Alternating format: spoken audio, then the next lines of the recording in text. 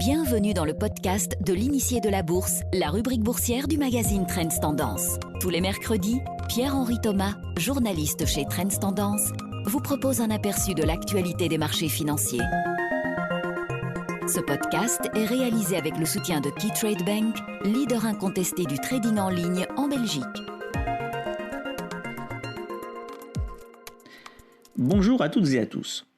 Je suis retombé, en rangeant mon bureau, sur le petit livre écrit voici 30 ans par l'économiste américain John Kenneth Galbraith. Brève histoire de l'euphorie financière.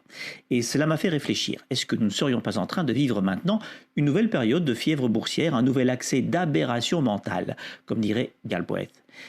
Disons que les signes de surchauffe ne manquent pas. D'abord, et nous l'avons répété au cours des semaines précédentes, du côté des valeurs technologiques cotées sur le Nasdaq américain. Un Nasdaq qui poursuit sa course folle comme s'il n'y avait jamais eu de pandémie et de crise sanitaire et économique mondiale. Entre l'indice Standard & Poor's 500, qui représente les 500 principales valeurs américaines, toutes catégories confondues, et le Nasdaq 100, qui ne regroupe que les 100 plus grands groupes technologiques, l'écart de performance cette année est de 25%. Autre signe, la nervosité de plus en plus grande des cours. Des cours boursiers qui font des bonds avant de retomber brusquement. À vrai dire, je ne suis pas le seul à me poser la question. Beaucoup d'observateurs tirent la sonnette d'alarme et établissent des parallèles avec la période des années 2000, celle qui est entrée dans l'histoire comme la période de la bulle technologique. À l'époque, souvenez-vous, le Nasdaq s'était brusquement dégonflé juste après avoir franchi la barre des 5000 points. Aujourd'hui, le Nasdaq est au-dessus des 10 000 points. Si c'est vrai, la surperformance des valeurs high-tech d'aujourd'hui fait penser à celle des valeurs Internet et télécom d'hier. Un autre signal d'alarme est que la hausse n'est due qu'à un nombre limité d'actions.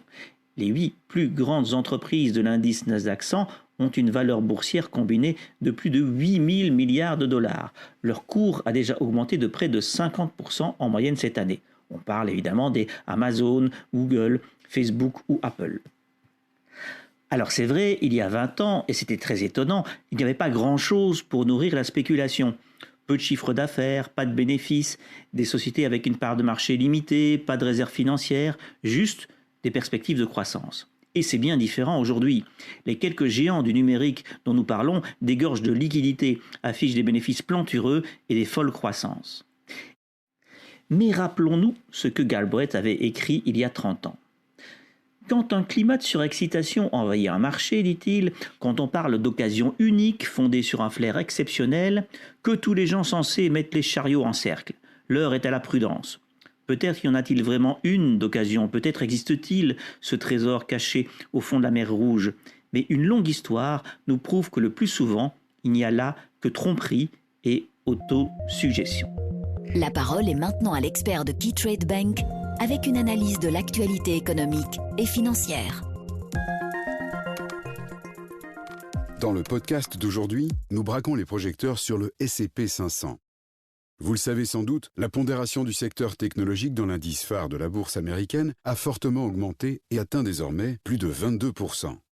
Les 5 valeurs les plus importantes du S&P 500, soit Microsoft, Apple, Amazon, Facebook et Alphabet, le nouveau nom de Google, ont gagné plus de 30% depuis janvier, une performance qui contraste fortement avec l'évolution des cours des 495 autres actions du S&P 500, en recul de 5% en moyenne. Les disparités sont frappantes entre, d'une part, les fleurons technologiques et, d'autre part, le reste du marché. Pour autant, le tableau n'est pas forcément tout noir. Si le redressement conjoncturel se poursuit, ces 495 actions peuvent, au cours des prochains mois, amorcer un mouvement de rattrapage et combler l'écart avec les valeurs technologiques qui caracolent en tête. Mais ces divergences témoignent bien de la difficulté à opérer une sélection de titres porteuses. Les investisseurs à qui les valorisations du secteur technologique donnaient le vertige et qui ont par conséquent fait l'impasse sur ces titres constateront à regret que leur portefeuille est resté dans l'ombre des principaux indices boursiers. A l'inverse, ceux ayant opté pour des trackers auront lieu de se réjouir puisque ce type de placement permet de tirer profit des belles performances des principales actions de l'indice répliqué, en l'espèce le S&P 500. Nul besoin de s'arracher les cheveux pour sélectionner les bons titres. Avec un tracker, vous suivez la tendance des principales actions de l'indice. Bienvenue dans la seconde partie du podcast de l'initié de la bourse. Venons-en maintenant à Barco, le groupe courtrézien spécialiste de l'imagerie. Une grande partie de son chiffre d'affaires est réalisée dans les salles de cinéma et de réunion. Et cette activité a évidemment été très durement touchée par le coronavirus. Barco nous donne une idée à la fois de la manière dont la crise atteint les sociétés et de la manière dont elles peuvent résister. Entre janvier et mars, la baisse du chiffre d'affaires était encore limitée à 3%, mais sur l'ensemble du premier semestre, le chiffre d'affaires de Barco a diminué de 18% pour atteindre 407 millions d'euros. C'est plus que ce à quoi s'attendait la société.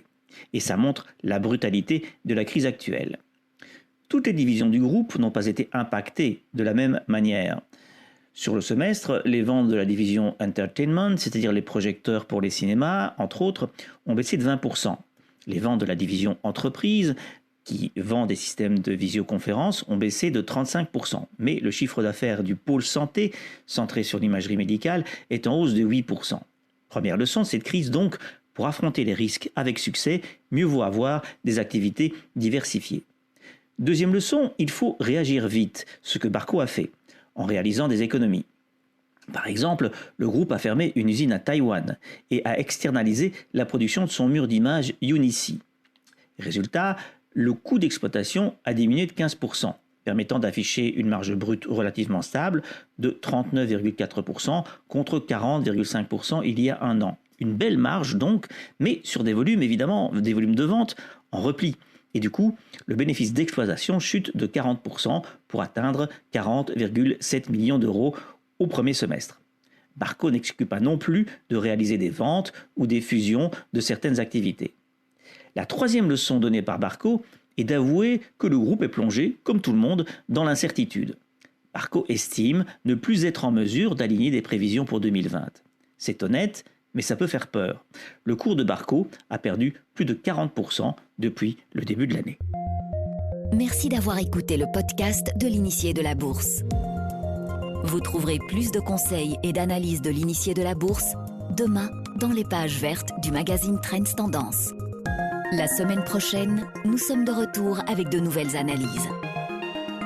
Ce podcast est réalisé avec le soutien de KeyTrade Bank, leader incontesté du trading en ligne en Belgique.